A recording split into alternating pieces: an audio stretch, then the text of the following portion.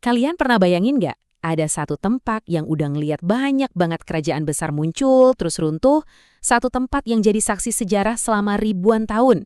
Nah, hari ini kita bakal menyelami kisah epik dari salah satu pusat ilmu paling penting di dunia, Al-Azhar.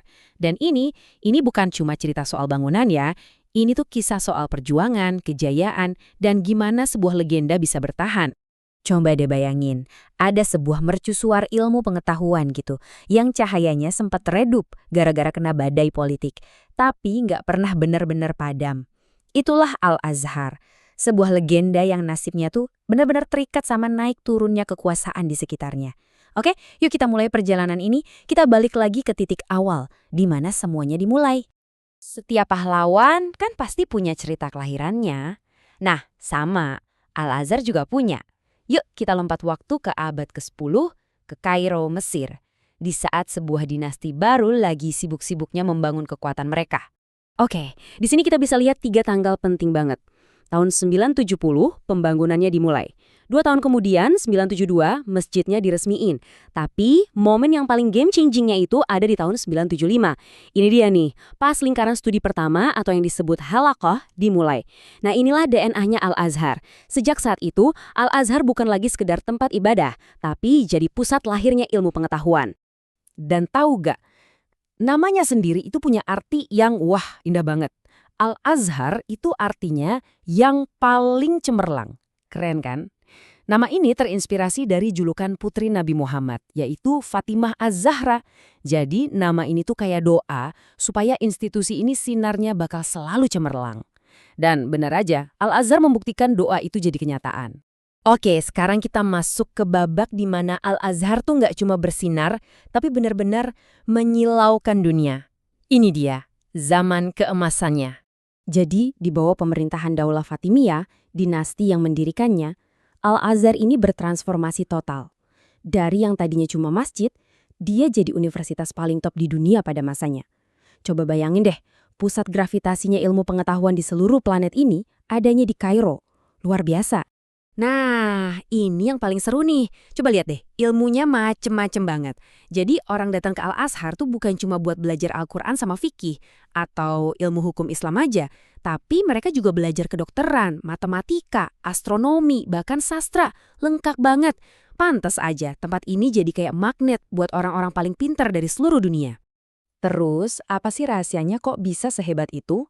Jawabannya simple, dukungan penuh dari pemerintah. Daulah Fatimiyah itu ngasih gaji dan tunjangan buat para ulama dan pelajarnya. Jadi mereka bisa fokus 100% buat belajar dan ngajar. Nggak usah pusing mikirin biaya hidup. Nah, inilah ekosistem yang sempurna buat melahirkan para jenius. Tapi, kayak di cerita-cerita epik lainnya ya, abis ada di puncak kejayaan, biasanya dateng tuh ujian yang berat banget. Langit yang tadinya cerah di atas Al-Azhar, pelan-pelan mulai ketutup awan gelap. Ingetin tanggal ini ya, tahun 1171.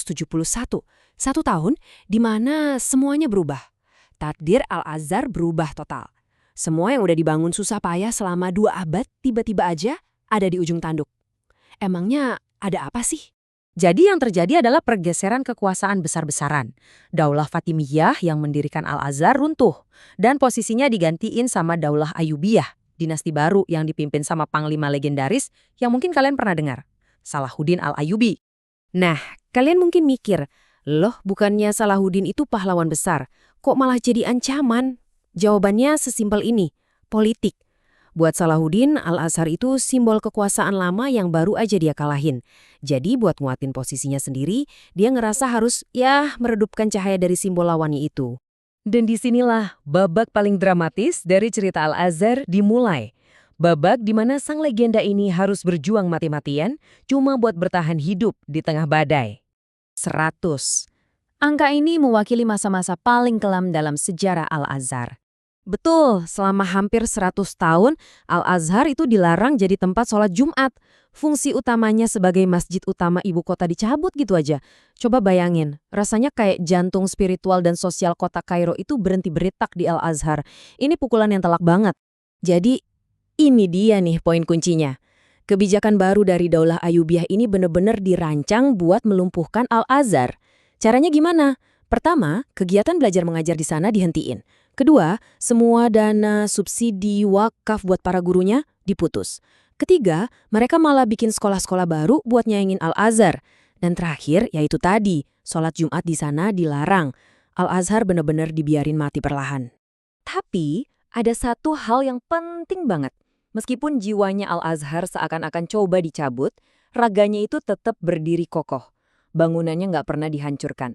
Dia cuma diam di sana, menunggu, seolah-olah dia tahu badai ini pasti bakal lewat, dan waktunya buat bersinar lagi pasti akan datang. Dan benar aja, setelah melewati masa-masa paling gelap itu, Al-Azhar akhirnya bangkit lagi, dan terus bersinar sampai hari ini. Kisah jatuh bangunnya ini ninggalin pelajaran yang luar biasa berharga buat kita semua. Cerita Al-Azhar ini kan sebenarnya pelajaran nyata soal kepemimpinan. Zaman emasnya itu lahir karena pemimpinnya mendukung ilmu pengetahuan. Sebaliknya, masa kelamnya datang pas pemimpinnya justru ngelihat ilmu sebagai ancaman. Nah ini nunjukin betapa pentingnya sifat-sifat pemimpin yang bijak, bisa dipercaya, atau amanah, adil, sederhana, mau dengerin rakyatnya, dan tentunya jadi teladan yang baik. Dan pada akhirnya, inilah intinya. Kisah Al-Azhar ini kayak cermin raksasa yang ngasih lihat kita betapa gedenya pengaruh seorang pemimpin buat nasib sebuah institusi besar, bahkan sebuah bangsa. Kejayaan dan kehancuran itu seringkali cuma dipisahin sama kualitas pemimpinnya. Jadi, cerita Al-Azhar ini bukan cuma soal masa lalu, tapi juga jadi pertanyaan buat masa depan kita. Bikin kita jadi mikir ya kan, nanti pas giliran kita yang jadi pemimpin, entah itu pemimpin di kelas, di organisasi, atau bahkan negara, kira-kira warisan kayak apa ya yang bakal kita tinggalin? Apa kita bakal jadi orang yang membangun, atau malah meruntuhkan?